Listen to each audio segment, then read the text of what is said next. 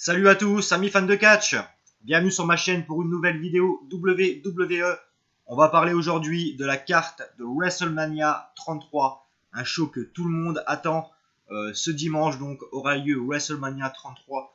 Franchement, au niveau de la carte, c'est une des plus belles que j'ai eu l'occasion de voir, sincèrement. Je dis pas que c'est la plus belle carte de l'histoire de WrestleMania, mais c'est vraiment une des plus belles cartes pour moi. En tout cas, c'est mon avis, une des plus belles cartes que j'ai eu l'occasion de voir, très sincèrement. Donc je perds pas de temps et je vais directement commencer donc par le pré-show. On va avoir pour commencer la bataille royale en hommage à notre André le Géant national. Donc un match que j'attends pas trop pour être honnête.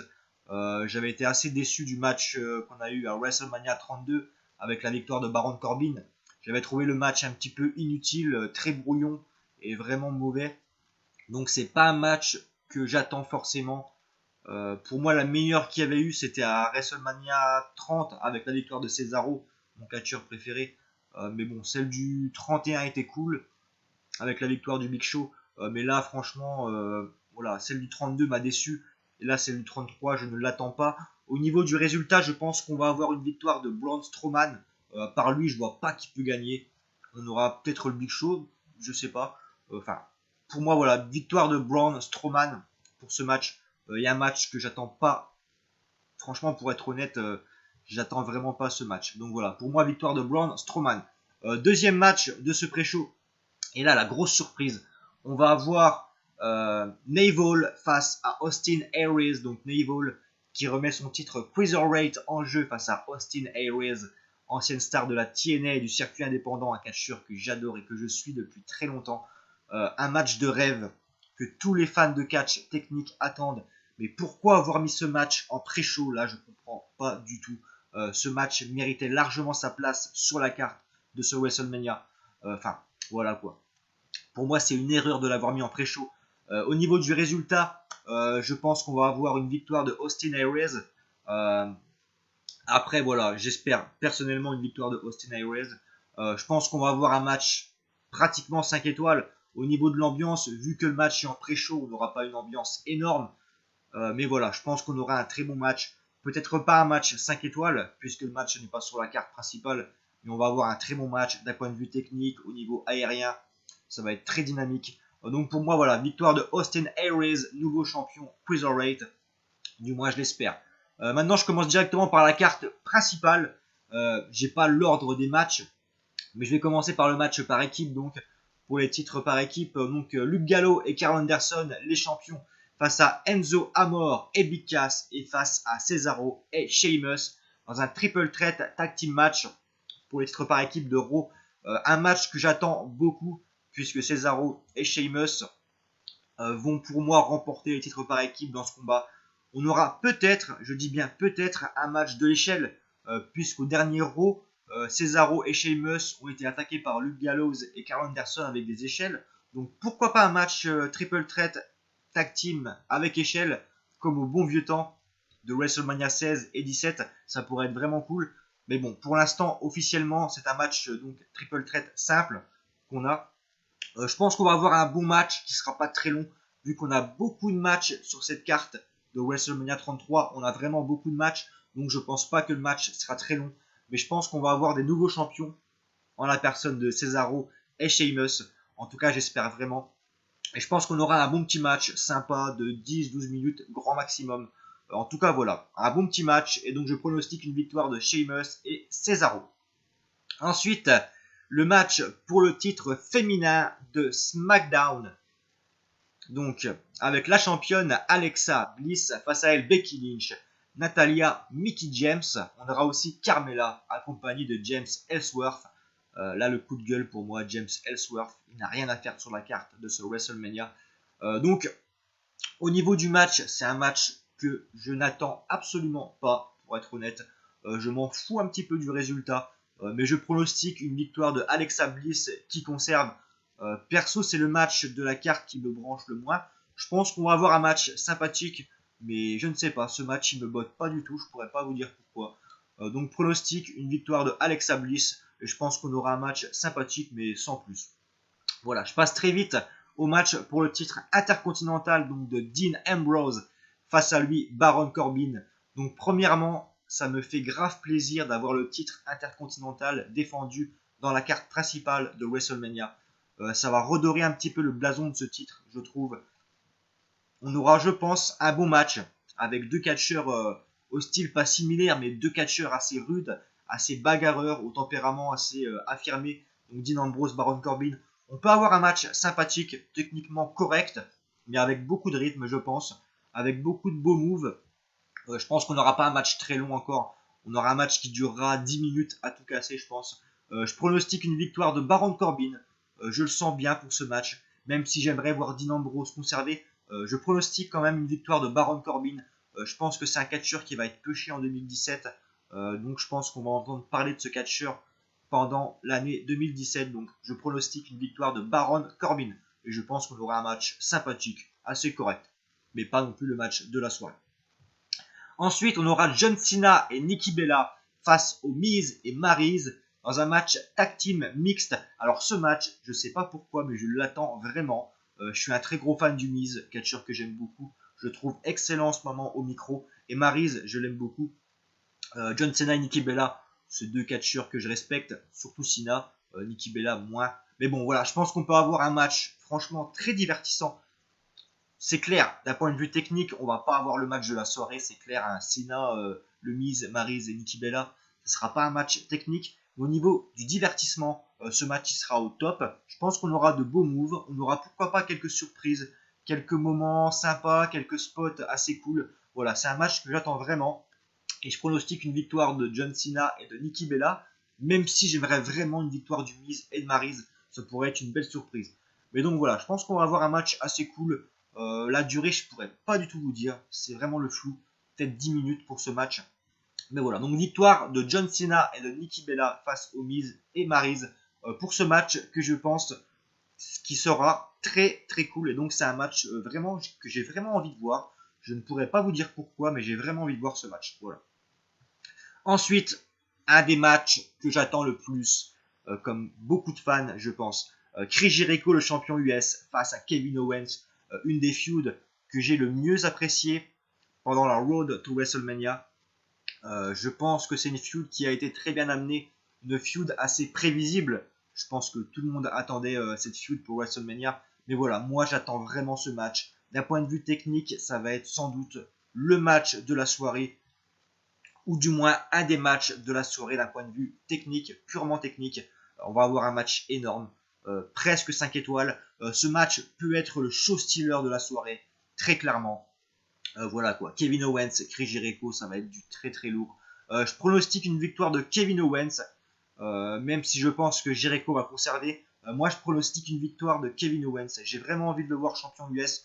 Et même si Kevin Owens ne remporte pas le match, il sera champion US au cours de la saison 2017, c'est clair et net. Donc voilà, victoire de Kevin Owens dans ce match pour moi. Ensuite, le match pour le titre féminin de Raw dans un Fatal 4-Way à élimination, donc stipulation que j'aime beaucoup. On aura donc Bayley, la championne, face à Charlotte Flair, face à Sasha Banks et face à Nia Jax. J'attends beaucoup plus ce match féminin que celui de SmackDown, allez savoir pourquoi. Je pense qu'on aura vraiment un match très sympa, très bon d'un point de vue technique, avec 4 bonnes catcheuses que j'aime beaucoup. Je suis un très gros fan de Charlotte Flair et j'aime beaucoup Sasha Banks et Bayley. Je pronostique une victoire de Sasha Banks dans ce match, même si Bayley peut aussi conserver. Ça serait bien qu'elle conserve, puisque le titre à Raw a beaucoup changé de main. Donc j'aimerais bien voir le titre être conservé par Bayley, mais je pense qu'on aura une victoire de Sasha Banks qui s'est fait voler à WrestleMania 32. Donc je pense que c'est son WrestleMania à elle. Donc voilà, victoire pour moi de Sasha Banks. Et je pense qu'on aura un match qui va durer 10-12 minutes, qui sera de très bonne qualité. Voilà. On arrive maintenant au match entre Shane McMahon et AJ Styles. Donc un match simple. Pour moi, AJ Styles méritait beaucoup mieux. Je pense que tout le monde le pense. AJ méritait beaucoup mieux que d'affronter Shane McMahon, qui pour moi, je le répète, mais n'est pas du tout un catcheur. J'avais été vraiment déçu de le voir affronter le Taker à WrestleMania 32. Même si le match n'était pas dégueu, c'était quand même très moyen, très limite. En plus, avec un Hell in a Cell, les deux nous ont offert un match très limite. À part la descente du coup de Shane McMahon, je pense que personne ne se rappelle de ce match dans la globalité.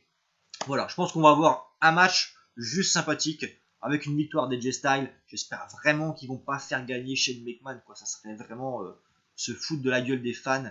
Voilà, AJ Styles, en tout cas, pour moi, va remporter le match assez facilement. On aura un match de 5 minutes, je pense, avec une victoire assez facile. J'espère que Shane McMahon va nous sortir quelques moves assez cool. Mais voilà, quoi. Pour moi, c'est le match que j'attends le moins. Mais bon, les deux peuvent que me surprendre, donc voilà. En tout cas, victoire de AJ Styles dans ce match. C'est mon pronostic. Ensuite, l'Undertaker face à Roman Reigns dans un match simple. Alors, je sais que beaucoup critiquent ce match. Déjà, pour moi, le Taker, ça fait longtemps qu'il aurait dû arrêter. Pour moi, voilà, depuis WrestleMania 29, l'Undertaker aurait déjà dû arrêter sa carrière depuis longtemps. Mais bon, c'est, voilà. Quand WrestleMania pointe le bout de son nez, on attend forcément l'Undertaker. C'est tous les ans pareil. Mais pour moi, à force de tirer sur la ficelle, elle va finir par casser. Donc j'espère que ça sera le dernier match de Taker à WrestleMania. Je le respecte énormément. C'est sans doute la superstar que je respecte le plus. Mais voilà, à force de tirer sur le mythe, ça va casser. Et j'espère vraiment une victoire de Roman Reigns. Je vais me prendre, je sais, je vais me prendre des huées terribles. Mais j'attends vraiment une victoire de Roman Reigns. Avec pourquoi pas un turn, voire Roman Reigns en heel. Pour moi, c'est le moment de le faire. Matt Kao l'avait dit dans une de ses vidéos. C'est le moment de faire turner Roman Reigns en heel. Il faut le faire à WrestleMania et le faire gagner et enterrer une bonne fois pour toutes l'Undertaker. Je pense qu'il se fait trop vieux. Je pense qu'on aura un match solide, mais ça ne sera pas non plus un match énorme. Mais je pense qu'on aura un match vraiment très solide entre les deux.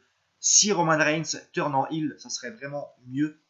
Mais voilà, pour moi, victoire de Roman Reigns dans ce match, du moins je l'espère. Ça servira à rien de faire gagner Taker dans ce combat. Donc voilà. Je pronostique victoire de Roman Reigns et je pense qu'on aura un match assez beau. En tout cas, très solide. Ensuite, Seth Rollins face à Triple H dans un non sanctionné match, un match non sanctionné. Là encore, pour moi, ça peut être un des show stealers de la soirée. C'est un des matchs que j'attends le plus avec le Kevin Owens, Chris Jericho. Là encore, Seth Rollins, Triple H, on peut avoir du très très lourd. L'élève contre le maître. Là encore, j'attends vraiment un excellent combat. J'espère qu'on n'aura pas d'intervention dans ce combat. En tout cas, je l'espère. Techniquement, on peut avoir un très bon match. Seth Rollins, c'est juste énorme dans un ring. Je vous apprends rien. Et Triple H est encore un catcheur qui peut nous sortir des matchs d'anthologie.